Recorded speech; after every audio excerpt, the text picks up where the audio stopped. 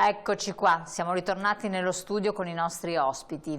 Il tema è quello che riguarda il mondo della pesca e in modo particolare l'accento. Questa volta lo puntiamo alla luce di una ricerca molto recente che però vedrà il suo prosieguo al granchio blu. Quanto se ne è parlato soprattutto nel cuore dell'estate, non molti erano presenti, è balzato alle onori della cronaca, ma sostanzialmente questa specie per noi un po' aliena, un po' vorace, molto dannosa. Che cos'è? Come si sviluppa? Come progredisce? Che danni sta causando? In quali aree del nostro territorio? Insomma, facciamo un approfondimento proprio alla luce dei dati estremamente interessanti che sono emersi da questa indagine. Per parlarne abbiamo il piacere innanzitutto di avere qui con noi in studio Marilena Fusco, grazie di essere qui con noi, grazie segretaria Pesca Agri CIA. Presente con noi in studio il dottor Maurizio Varagnolo, biologo marino, ma anche allevatore ittico, e siamo collegati con il sindaco di Chioggia, Mauro Armelao, presidente della Fondazione della Pesca Chioggia. Grazie sindaco di esserci. Buonasera, buonasera a tutti voi. Grazie. Un saluto agli ospiti in studio. Ciao, allora, è come se fosse qui presente. A questo punto do in apertura proprio la parola a lei perché questa ricerca ha visto partecipe la fondazione di cui lei è presidente e poi naturalmente anche l'Università Ca' Foscari di Venezia, un contributo economico da parte della Regione e, se non sbaglio, anche del Ministero. Ma ci racconti un attimo, anzi illustri ai nostri telespettatori di che cosa si è trattato, perché poi così avremo anche gli interventi tecnici, scientifici e più politici da parte dei nostri ospiti. Sì, niente, intanto grazie per l'invito, ci dà modo anche di parlare e di far capire cosa ha fatto la città di Chioggia, ovviamente in difesa dei nostri pescatori, specialmente quelli che lavorano con i crostacei, ecco, se vogliamo chiamarli così. Allora, abbiamo avuto dei segnali preoccupanti verso l'inizio dell'anno scorso, appunto per la presenza di questo granchio blu. È vero che da anni ne pescavano qualche prototipo, diciamo, nelle nostre acque, però purtroppo l'anno scorso c'è stata veramente una vera e propria invasione di granchio blu che ha messo veramente a repentaglio il lavoro e le coltivazioni ovviamente dei nostri pescatori. Allora, abbiamo ovviamente commissionato una ricerca che abbiamo finanziato il 50% la Regione del Veneto e il 50% come Fondazione della Pesca, che ha tra gli statuti, nello statuto anche proprio attivare delle ricerche anche proprio in difesa appunto del mondo della pesca. Abbiamo commissionato questo lavoro all'Università Ca' Foscari di Venezia, al professor Franzoi, e verso il mese di gennaio hanno presentato a noi questa prima parte di ricerca che abbiamo deciso di rifinanziare per il costo di 52.000 euro, proprio per fare questa ricerca anche in questo periodo invernale, per capire come il granchio blu si comporta anche nel periodo di primavera e inizio estate, perché, ripeto, l'anno scorso la ricerca è partita da aprile e si è conclusa verso novembre-dicembre, ovviamente dell'anno scorso. Allora, siamo preoccupati, lo dico, per qualcuno dice, lo definisce una risorsa anche il granchio blu, per carità, io ho assaggiato anche la moleca di granchio blu,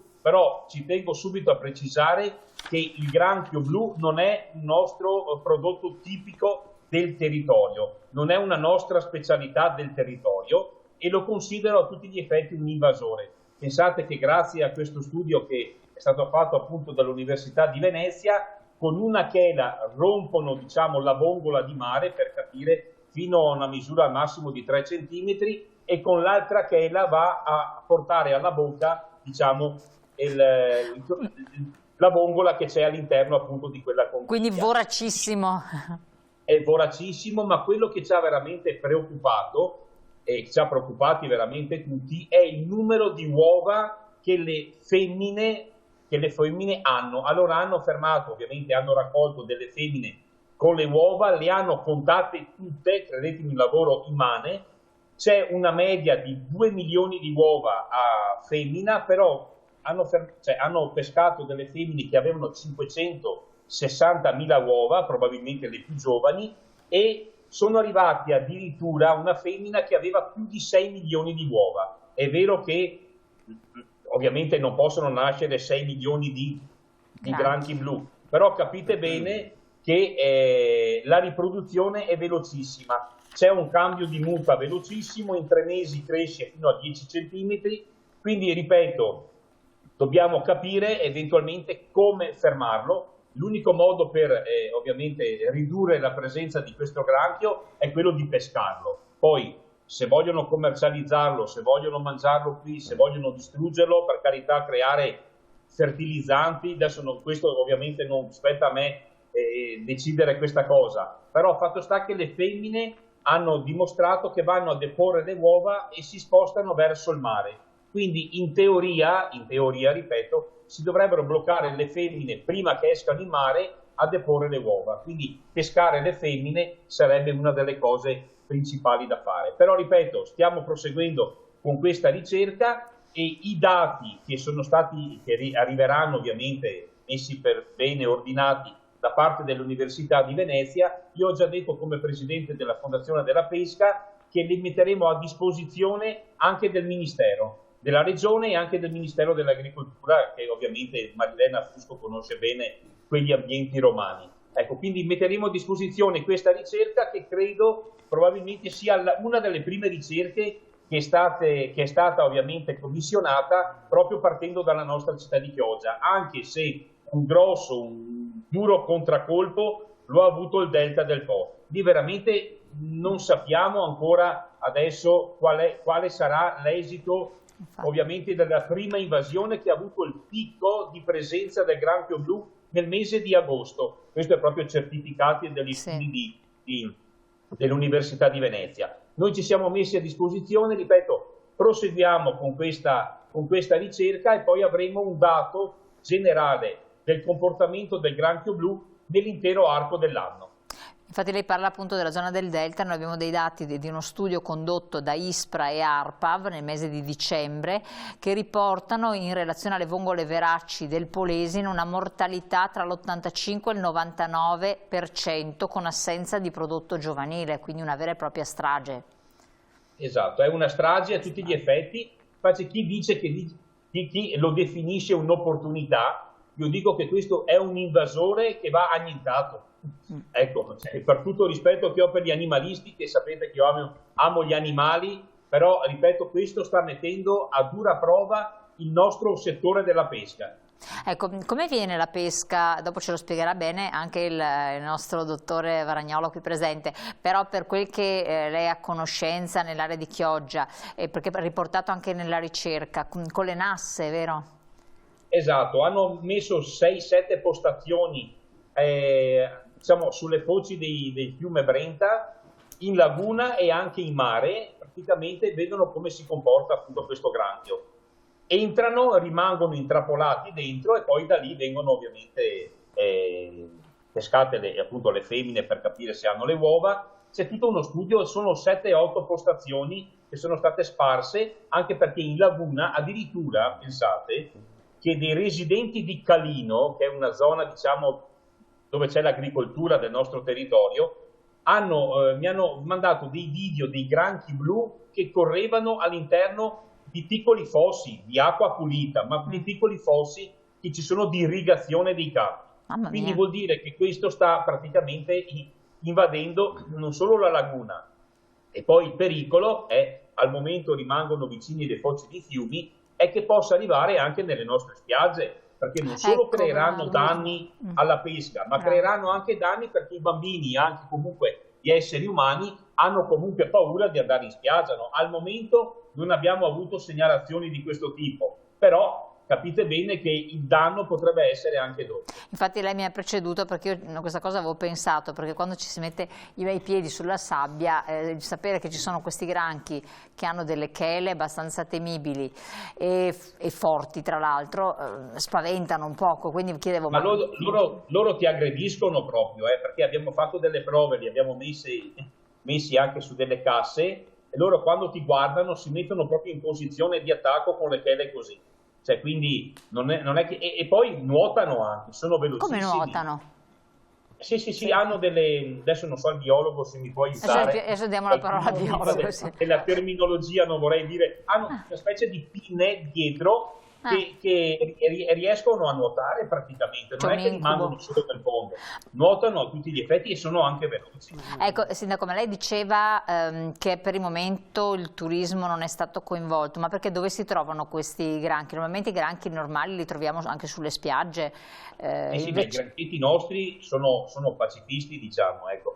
Sono pacifici, non fanno ormai paura a nessuno. Esatto, invece questi, ma questi dove si trovano? In profondità? Questi si trovano solitamente sulle foci dei fiumi, in maniera particolare, perché l'acqua è meno salmastra, almeno da questo, questo ho capito. Però, ripeto, in fondo, in mare, comunque vengono pescati.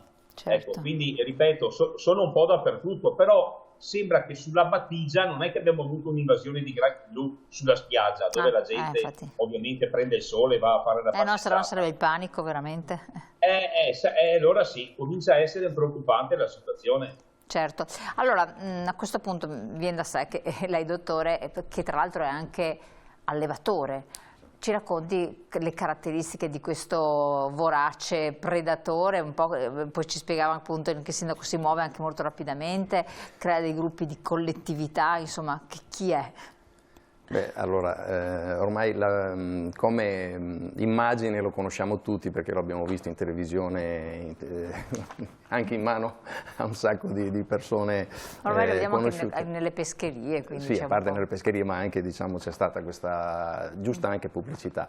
È un granchio che è presente in realtà da noi già da qualche decennio, solamente che all'inizio, già negli anni 60, 70, anzi il primo avvistamento diciamo intorno al 50, era una curiosità. Quando ne pescavi uno chiamavano subito il veterinario, la stazione zoologica, perché per capire di cosa si trattava. Quindi c'è un po' di anni che c'è, sì, come diceva però anche il sindaco. le specie marine è arrivato, tra l'altro si pensa sia arrivato con l'acqua di zavorra delle navi perché è endemico della costa orientale degli Stati Uniti. Tra l'altro nella costa orientale degli Stati Uniti ne prendono circa 100.000 tonnellate all'anno, 30.000 tonnellate soltanto in una laguna che è fra il Maryland e la Virginia, Chesapeake Bay. Però è un prodotto che è entrato pesantemente nell'alimentazione della costa diciamo, orientale degli Stati Uniti e loro lo gestiscono come una risorsa. Però da noi il problema è un po' diverso perché l'economia della vongola vale decine di volte l'economia che potrebbe dare il granchio, il discorso che si faceva prima. Quindi non è per questo anche un altro aspetto importante, perché il dubbio per tanti c'è, visto il colore per noi anomalo, non fa male alla salute? Non risulta, anzi c'è una storia antica perché si parla di qualche secolo appunto che viene diciamo, il tempo nel quale è stato ben conosciuto ecco, sulla costa orientale degli Stati Uniti. Uno va li trova, lo mangia comunemente dappertutto o diciamo sotto varie forme, ma in particolare anche come moleca, cioè è il corrispondente della nostra moleca. È l'unico caso oltre al nostro nel mondo, l'unica specie della quale si fa la moleca. Però su questo dovremmo aprire un capitolo a sé. Allora questo granchio è arrivato molti anni fa, però le specie marine hanno questa caratteristica, depongono migliaia o milioni di uova. Se la stagione, le condizioni ambientali sono favorevoli, possono nascere centinaia di migliaia di esemplari. Ma favorevole cosa vuol dire? Caldo o freddo? Hanno bisogno di... C'è un range di temperatura ottimale per ogni specie. Anche le vongole, anche la vongola filippina che alleviamo, insomma, che abbiamo allevato per decenni e speriamo di continuare ad allevarla e coltivarla anche con quello che sta accadendo, si vedrà, ha avuto lo stesso impatto, nel senso che è arrivata con piccoli lotti, sono stati portati piccoli lotti, si è trovata bene, si è riprodotta in maniera enorme e ha colonizzato tutte le lagune. Però questo è stato un fatto positivo. Purtroppo il granchio, considerato che è antagonista della vongola, magari dopo ne parliamo, è un fatto negativo. Comunque le specie marine producono milioni di uova e quindi hanno la possibilità, se trovano le uova in quel periodo, le larve che si schiudono trovano le condizioni adatte, possono nascere milioni di animali, così come se le condizioni sono inadatte possono perire tutte quante. Quindi purtroppo non è come per le specie terrestri che fanno una prole 1, 2, 3, 4 esemplari, noi siamo proprio l'espressione massima di questa cosa e la accudiamo molto bene. Loro ne fanno milioni, se va e se non va possono. Però in questo caso, nel caso del granchio blu, purtroppo è andata. Quindi già 4-5 anni fa si è cominciato a vedere, diciamo, a registrare la presenza, una presenza anomala di questo granchio, fino ad arrivare al 21, poi il 22, quindi 2 anni fa, la gente ha cominciato a preoccuparsi, perché fino al 22 veniva visto come una risorsa, perché non si registravano danni negli allevamenti di vongole, ce n'era ma non nelle proporzioni di quest'anno. Quindi si veniva pescato? Perché il prezzo era alto, quindi veniva pescato, e i piccoli venivano ributtati in mare proprio perché era considerati, li prendiamo l'anno prossimo. Nel 22 si è cominciato ad avere il dubbio, ma mangerà o non mangerà le vongole? Sembrava che in prima battuta non fosse così. In realtà il granchio mangia tutto, quindi prima di aprire una vongola, che è uno sforzo comunque anche per lui, mangia tutto quello che trova, altri pesci morti, pesci attaccati alle reti, altri granchi, diciamo piccoli organismi, però se sono in una concentrazione elevatissima è chiaro che quello che trovano e si attaccano anche, cominciano a mangiare le vongole, cominciano a mangiare le cozze. Nel 2023 è successo un fenomeno anomalo che probabilmente, c'è un'ipotesi rispetto a questo, perché il numero di granchi presenti nelle lagune, in particolare nelle lagune del Polesine, non è giustificato da niente, anche perché sono arrivati direttamente grandi, quindi da dove sono piovuti, sono piovuti dal cielo. E in realtà l'ipotesi più probabile è questa: siccome nel 21 e 22 c'è stata una grande siccità, il cuneo salino dentro i fiumi è arrivato a qualche centinaio di chilometri all'interno.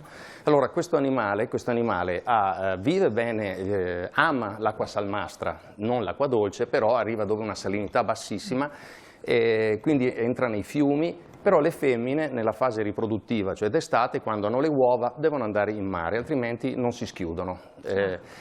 Cosa è successo nel 21-22? Che la salinità all'interno del fiume era altissima, quindi praticamente i fiumi hanno fatto da incubatoio.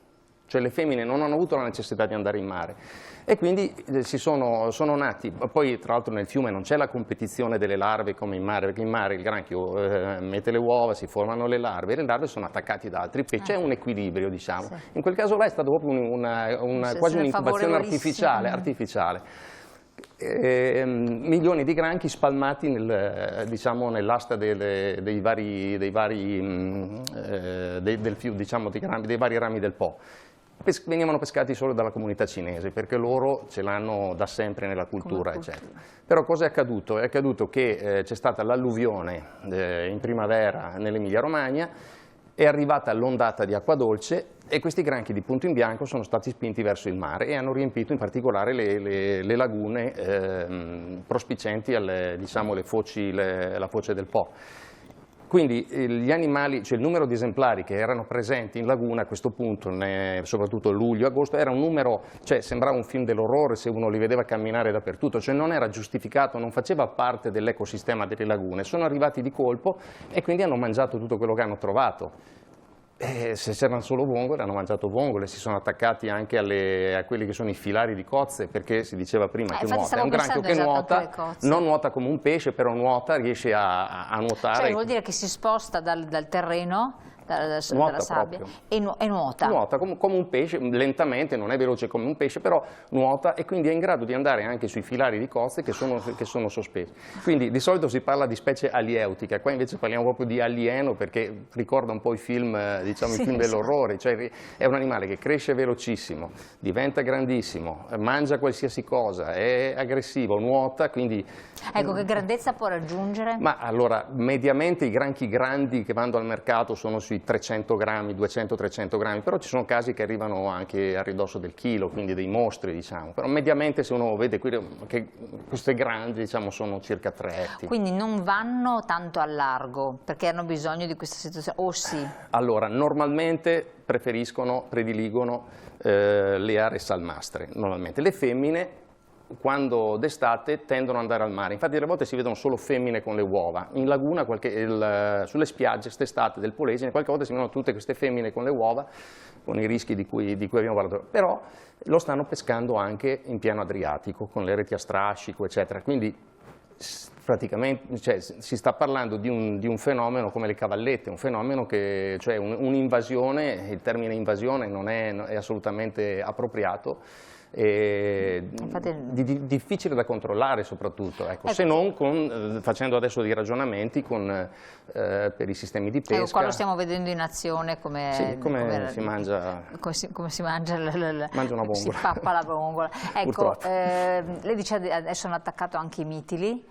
Sì, attaccano anche i mitili. Allora, il numero di granchi che c'era non poteva sussistere, cioè anche le persone storicamente quando vengono messe in cattività e senza mangiare succedono casi di cannibalismo, figuriamoci qua, in queste condizioni non c'era più niente da mangiare, hanno mangiato le vongole che sono sotto il terreno, nuotano e quindi vanno diciamo, su queste, noi le chiamiamo le reste, che sarebbero questi filari, diciamo, queste colonnine di cozze che sono sollevate dal fondo, ma loro ci vanno e spaccano anche quello e poi si mangiano tra loro.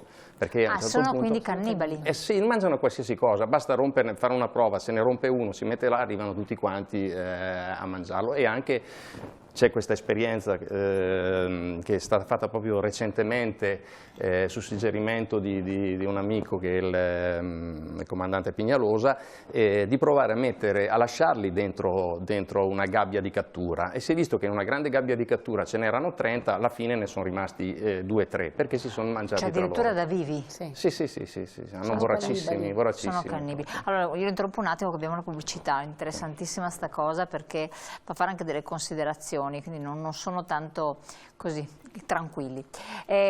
Pochi secondi, restate con noi, il tema come vedete è molto importante, per capire anche poi gli sviluppi dal punto di vista economico. Abbiamo appunto anche la nostra esperta, ma anche il sindaco, visto che si vive in una realtà importante. No, è anche il nostro dottore perché è un allevatore, per cui ci potrà parlare di questi temi. Pubblicità, pochi secondi, restate con noi.